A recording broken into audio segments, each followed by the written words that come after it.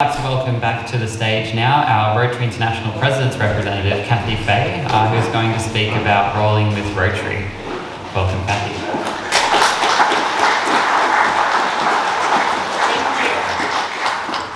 Thank you. As I mentioned before, as some of you know, I love to tell stories. I'm a great believer in the fact that that's how we learn, is by telling stories. So I'd like to tell you a little story of something that happened to me that started out 8 years ago. 8 years ago, I was lucky enough to be selected as one of 32 young professionals in North America to go to Rotary International to really talk about how we engage younger people in Rotary and what truly makes them tick. So I'm going to give you a little hint here. This was 8 years ago. I snuck into the young professionals at the age of 40. So with my birthday being yesterday, you now know how old I am. You can do that math. But I was lucky enough to walk into a room in Chicago where it wasn't like any Rotary event you'd ever been to. There weren't round tables. There weren't rows of chairs. Every chair was an eclectic, different chair. We had couches. There was Play-Doh on the tables. There were markers and pens. And it was a creative space. And what they did for 2 days was pretty much just allow us to brainstorm. It was allow us to brainstorm and talk about what does matter to young professionals and what doesn't. So obviously when you come out of that, there's some different things that don't necessarily matter. We like to think out of the box. We don't necessarily like to be all formal, so we're going to do that. I'm actually going to kick my shoes off for this. Young professionals like to be a little more relaxed. That's just one of the things. But they're also very passionate about service and doing things. We had 3 wonderful days of brainstorming. And then, like you do with any Rotary conference, you go home. You go home with all these great ideas, but then you're like, now what do we actually do? What should we do with these things? So I went back, and I was lucky enough that year to be district governor. And I thought, I am going to throw everything in disarray. And I completely terrified my district conference chair because I completely threw that in disarray. I said, let's not do what we've always done. And no offense, I'm a past district governor, I can say this now. We're not going to have past district governors present. So I invited 3 friends from that Young Professionals weekend in Chicago to come to Iowa to lead the sessions, the brainstorming idea sessions with the clubs. And those 3 individuals were the 3 that rotated amongst the room. We talked about membership, we talked about service, we talked about fundraising and the foundation. And it was just really about idea sharing. And what are the things that we can try and not be afraid to think outside the box. So it was a few weeks later, a lady that you might know, her name, Jennifer Jones, called me and said, Kath, she was my director at the time of our paired zones, and she said, Kath, I would really like you to come give a presentation at our Zone Institute about the young professionals group that you attended and to talk about some of the things you learned. And I said, okay, and so we talked about that, we talked about the format, and then at the end of the conversation, she says, okay, now I would like to know what big ideas came out of that event. You know, we get the report, we get here's what young people like, here's the toolkit we need to put together, blah, blah, blah. But what are really some big ideas? And I said, well, Jennifer, I said, would you mind if I got back to you on that? I said, there were 3 people that I invited to my district conference, and we were brainstorming when I took them back to the airport after my district conference.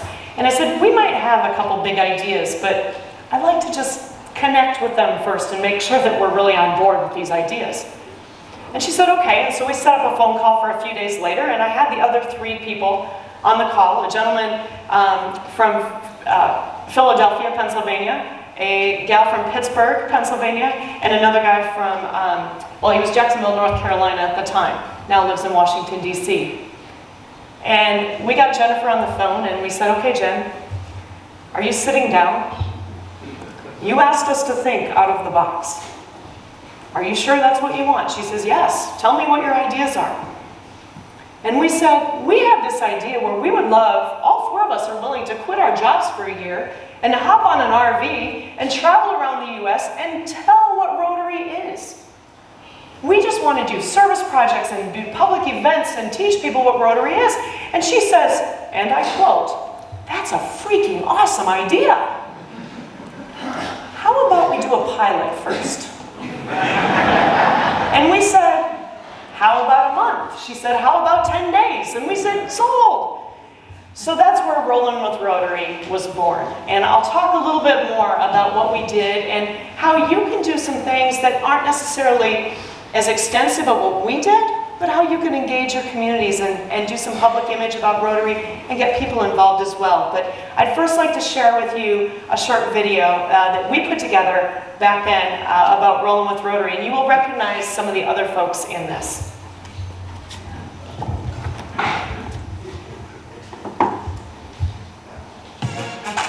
On August 1st, 2015, Rollin with Rotary revved its engines for the first time and set out to show that Rotary is cool, hip, and relevant. Our goal? To use our personalities and our creativity to do great things in Rotary's name while inspiring, energizing, and connecting with others across the United States. For 8 days, traveling to 14 cities, we got down and dirty. We danced. We smiled. We meditated. We connected with strangers and with friends. We hung out with Rotaract and Interact. We celebrated with Rotary clubs by highlighting both the areas of focus, such as clean water and polio eradication. We highlighted Rotary affiliate organizations, such as Shelter Box, by drinking filtered water from the Detroit River and putting together Shelter Box tents. We assisted Rotary clubs in their own local community projects, such as writing cards for kids in the hospital and Random Act of Kindness Day. Here's an example. Hi, how are you doing today? Rotary Club Cleveland is giving you this dollar to pay it forward. Do something nice for somebody else today. Oh, that's cool. We wanted to do something that was never done before through Rotary. Through every interaction, through every handshake, hug, sweat, and tear, and through all our social media, we sought to find ways to break the mold and inject something new and fresh. We wanted to inspire current members and create interesting stories to entice new members. We even picked up a few members along the way. This is what one young lady had to say. Hey, what's your name?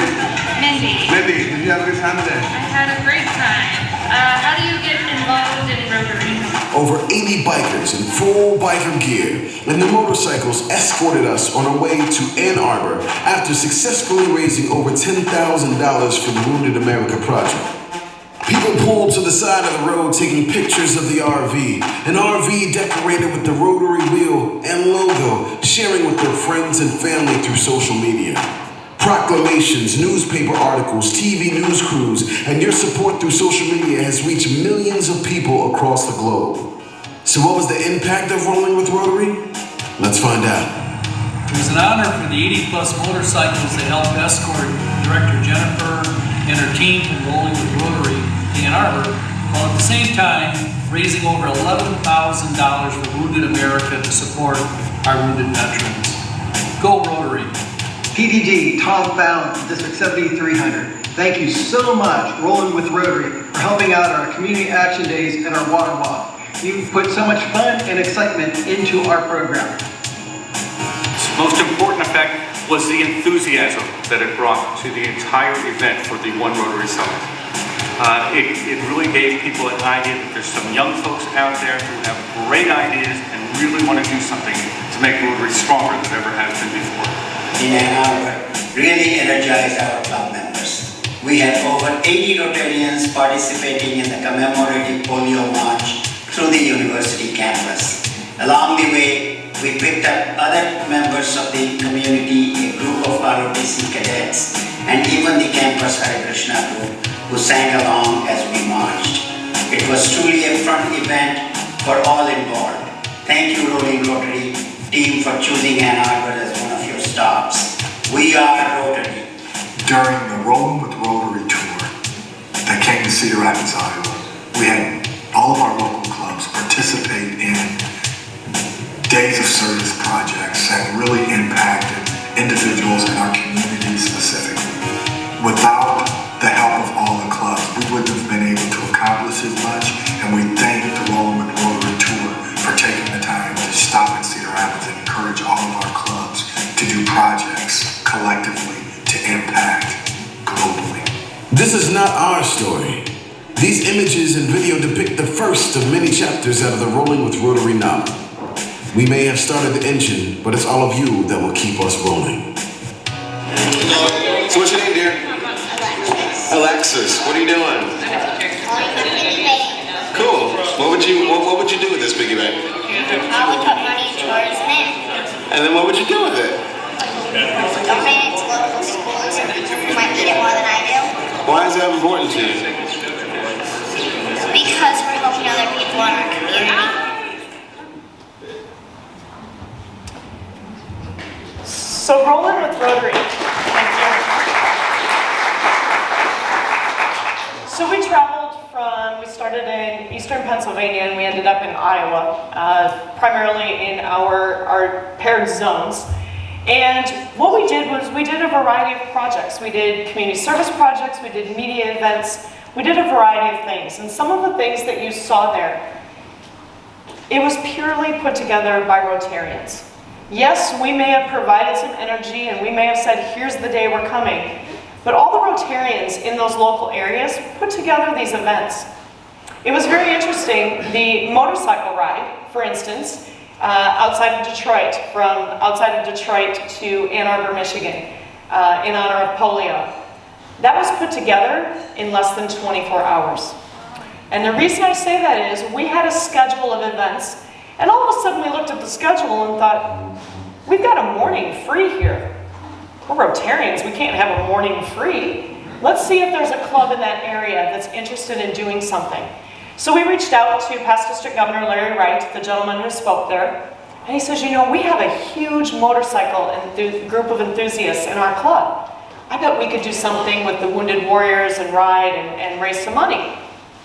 We talked to Larry later that day, and he says, I tell you what, meet us at 8:15 in the morning at this community college parking lot.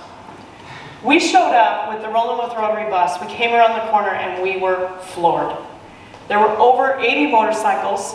There were 2 police car state troopers. There was a fire truck all ready to escort us to Ann Arbor.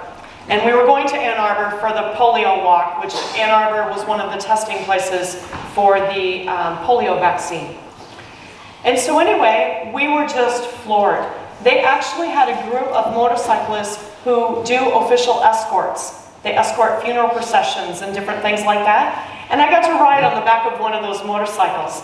So I got to be at the front when the highway patrol would stop traffic. The motorcycles would fall in line and keep traffic stopped. The highway patrol would go and the Rollin with Rotary bus would keep going right through with all the other motorcyclists. We'd end up at the back and then we zoom all the way to the front and do that all again. It was just amazing. But the respect that people had for Rotary. And can you imagine? We did this for 50 miles. The people that noticed Rotary during that time, whether they knew anything about it or not. But we ended up raising, every motorcyclist that rode in that gave anywhere from $125 to $250 US. So we raised over $11,000 in less than 24 hours for Wounded Warriors through Rotary, a partnership with Rotary. We were in Perrysville, Ohio, and the club there, Perrysburg, Ohio, and the club there said to us, we'd like to do something with water. Our club really is into water projects. How can we make that something where our community knows more about what we're doing? So what they did was they organized the water walk, which went through their central business district. There's a river, and then central business district, and then a park. We met at the park. They had 3 different sizes of buckets that they had all branded Rotary. Rotary stickers were on them. So kids could have little buckets, you know, people that weren't as strong could have larger buckets, and then those of us that thought we were better than we were took big buckets. And we walked all the way through. There were over 50 people. We walked all the way through the central business district. So of course people were asking what we were doing carrying these buckets. We went down to the river. We filled up those buckets, and then we carried them all the way back to the park. And it was to show people how far women and children, and this wasn't even very far, how far women and children in many countries have to carry water, have to go to get fresh, clean water. And trust me, we were struggling partway through that. I mean, we stopped, we cheated a few times. We tried it on our heads. We were trying to balance and carry, but what a great way. The newspaper, we walked right by the newspaper. We hadn't set anything up with the newspaper in Perrysburg. And guess what? He came out, ended up doing a story, interviewed people. One of the ladies that I talked to while I was walking along, she had her stroller with her daughter with her. And she said to me after we got close back to the park, she said, now, how do you get involved in Rotary? And I was like, you're not a Rotarian? I assumed that since she was there, she was a Rotarian. She was, oh no, my friend Heather was a Rotarian. She just invited me along and I thought this would be great for my daughter to experience. So I connected her right away with the club president and she became a member that day of Rotary, just by doing something out in the public. Cedar Rapids, Iowa was another example. There's 7 clubs in Cedar Rapids metro area. Those 7 clubs don't talk amongst each other very often. They're very autonomous, do their own thing. We brought them together to do a community-wide day of service.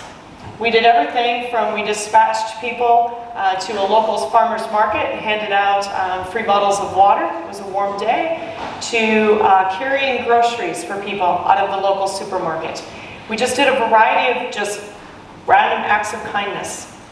In Cleveland, the Cleveland Rotary Club gave us a stack of $1 bills, and we wrote, which was the fare to get on the train in Cleveland that day. And as people showed up for their morning commute, we gave them the $1 bill for their commute and said, and people would say, no, and we said, well, if you don't want it, please pass it forward at the next place you went. And there was a nice little note from the Rotary Club of Cleveland saying this is our random act of kindness, and also letting them know that the garden area around the train stop was all recently redone and cleaned up by the Rotary Club. But it was just a way to do little things. Didn't necessarily cost a lot, just took our time, and we showcased things such as having partnerships with people, working with other groups, and just letting people know what Rotary is about. The shelter box instance in Detroit. I'll admit, I wasn't sure about drinking the water out of the Detroit River, even after it went through a shelter box filter, but we did it. The mayor of Detroit joined us. We had that set up. The district governor, the person you saw in the video, who drank the water. One little glitch in that whole plan was that we got there, and because the river in Detroit is between Canada and Detroit, that's technically international waters. We had to sweet talk a customs person into a border patrol into letting us jump the fence to get water actually out of the river. You notice Jason and Adam were able to do it, but they were very serious looking because basically the gentleman told him, you have this amount of time, I'm watching you, get that water and get it out of here before anyone else sees you do it. But the neat thing was that we set up on the riverbank. We had a lot of pedestrian traffic to find out about shelter box. We showed what the filters were. We filtered the water, and we had local media there. And this actually happened on a Sunday afternoon, slow news day. We had a 2-minute video segment on television that night about Rotary, its partnership with Shelter Box, and what we're doing around the world. What a great way to showcase Rotary. So over the course of this entire event of Rollin with Rotary, we figured that between social media impressions, newspaper, television, all the things that we garnered, it was about 5 million impressions when we were done with that week of people that had at least heard the word Rotary in their communities. And so I tell you and show you this, not to say, oh, look what I got to do with Jennifer Jones, which by the way was pretty fun. I show you this to give you ideas and to say it's okay to think out of the box. And also don't be afraid to pitch your ideas to someone. We had no idea she would ever say, let's do this. And she did. She empowered us to use some of our ideas and to run with them. We didn't know if it was going to work or not. We sure worked really hard and hoped that it did. Well, we weren't sure. But the fact is she empowered us. And that's what I encourage all of you to do. As you look to grow your membership or you look at engagement with your current members, how do we empower our members? How do we really ensure that everyone is having a great experience? I told the College of Governors the other day that there's a club in my district that I found out recently every quarter, and it may only be one new member that quarter. It's hard to tell. It could be 2 or 3. But every quarter they set aside an amount of money, and any new member from that quarter, they say, here's this money. You can either donate it on behalf of Rotary to something you all agree on. You can do another project and involve us, and the Rotarians in our club will help support you. Whatever you would like. But the Rotarians are entrusting their new members to get involved in something that they're passionate about. Some of them have continued on projects that are currently in the club. But it's a great way to involve your new members and strike their passion in Rotary. So anyway, I just wanted to share that it doesn't have to be some crazy fancy idea. You don't have to go on the road for a week. You don't have to put stickers on a rental RV and pray that at the end of the week they will come off before you return the rental, which they did. A hairdryer works really well for that. You can take one of these little things. Since we've done this, Perry's in Ohio, they do that water walk every year now as an event, annual event. They've gained members from it. They also do it to raise money now. They add some, I think they add a picnic or something to it at the end, I'm not sure, but some of these events have turned into be annual events. And it was just a fun way for us to showcase Rotary. So don't be afraid to think outside the box. That's my challenge to all of you. And I think that's a challenge that you're starting to see from Rotary International worldwide. You're going to hear more about regionalization this afternoon. And that's something that, we're thinking outside the box. Let's look at some different ways of doing things. Some of it may work, some of it may not, but what's the harm in trying? And so I encourage all of you to really look at your member engagement and to try new things and not be afraid to think outside of the box. So with that, I think do we have a little bit of time? Or am I out? Okay. Didn't know if any of you had any questions. The part of this whole International President's Rep thing is that I'm here. I want to engage with many of you, and we don't always get to do, you don't need to just hear me talk. What are questions you have either about Rollin with Rotary or just about Rotary in general? And I do not know all the answers. If I know an answer, I'll share. If I don't, we'll go find the answer. But I just want to have a moment, if you have any questions, to take those from you. To get the ball rolling, I'm going to jump in. I have a question. Okay. Is there any plans for another Rollin with Rotary trip anytime soon? So we did one in 2015. We did one 2 years later in 2017. We had a different group of young professionals that we did that. We haven't specifically done one per se, but we know of others that have spun off. People have done their own. There's a district in Missouri, USA, that they do all of the clubs in their district are involved in a shoe project where they collect shoes for another country, and then they deliver them. Well, they've turned their shoe collection into kind of a mini Rollin with Rotary. We're coming through your community today. What can we do in your community? And then we'll collect shoes. I do know that, and I can say a little bit of this because it is on social media now. Our incoming president, Jennifer Jones, does plan to do a sort of Rollin with Rotary across Canada right after she's installed as our first woman president of Rotary International. She is doing an across Canada trek in her home country, and it's really based off of Rollin with Rotary. She will be doing different events all across Canada. So while there isn't technically a Rollin with Rotary planned right now, there's a lot of spin-offs and similar ideas that are doing it. We don't need to have the limelight and do all of the Rollins. Any of you can be Rollin with Rotary. I'll share the graphics with you. You can have any of it. We'll share our schedules. It's about us inspiring and having Rotarians take this on and do it in their areas as well. Thank you for the question. Thank you. Michael Moore, that caravan. I think we could get some stickers on that. I'm keen. This one down here.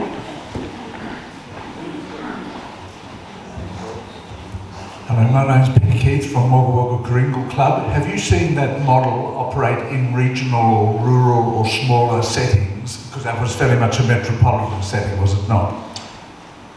Most of them were, but some of them were rural areas. We just maybe didn't show that on the video to, we wanted to show some impact. That video was actually shown at International Convention a few years ago, so they wanted obviously to see a lot, but you definitely did some small communities. And when I say small communities, we were in a community of about 1,500 people.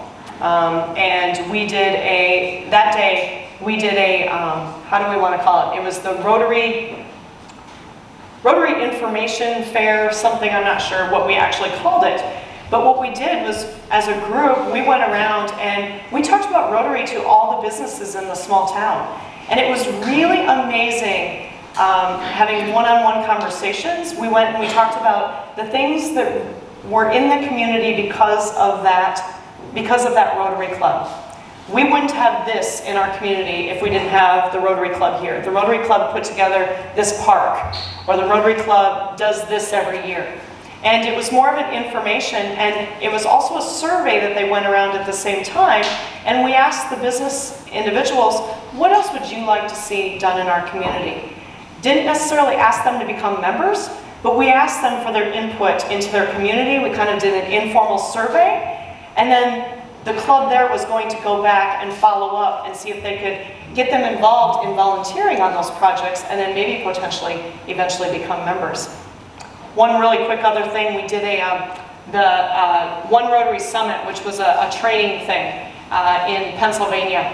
And you may have seen, there's a point where Jason from our group, the African-American gentleman, he's down on his knee in the session and there's a lady standing there and you might be wondering what he was doing. We did a membership session, and we talked about, he goes, who would like to go on a pretend date with me? And he was walking around and saying, okay, now we're going to go to the movie, and we're going to sit here, and now we're going to go to dinner, etc. And then all of a sudden he got down on his knee, and he said, oh, would you marry me? She looks at him and says, what? He says, but that's what we do in Rotary. We invite someone to come to a club meeting, and we don't really date them. We just ask them for marriage right away. We just ask them to become a member right away. Let's get to know the people that we're asking. And so that was part of what that was when we went into that small community was, let's get to know what the interests are. We don't always ask, we just assume. And let's get to know what our business, our Main Street, what the people want for our community. And that's just one way to connect, because once you listen, they're more invested as well. So anyway, other questions? I'd be very interested to know what the other big ideas were that you didn't follow on with when you described the first one. Well, we kind of got sidetracked with Rollin, but there's been other ideas that maybe don't appear to be as big, but they are, and that is just helping to create change within Rotary. And what we mean by that is not being afraid to get involved in our districts with Council of Legislation. That is something, there's some enactments that are coming up. Council of Legislation is coming up here the beginning of April. And a few of those are how long you have to be a Rotarian before you can, is there a length of service? Right now it's 7 years before you can be a district governor. Some of those time frames to help encourage some of our younger leaders so that they can get involved quicker. You may have someone who's only been in Rotary 3 years, but if they're super passionate and energetic, they've been a club president and they want to do something on a higher level, why should we stop that? And so those were a lot of the conversations that we had. And we understand that in some districts in the world, there's this this unwritten rule that you need to do this for so many years, and you need to do this for so many years. And no offense, but there's a reason that many of our international presidents are quite gray. Because it takes a long time to get to that point, and it's not that that's for everyone, but let's at least have opportunities for young leaders to be able to get involved, to be governors, to be directors.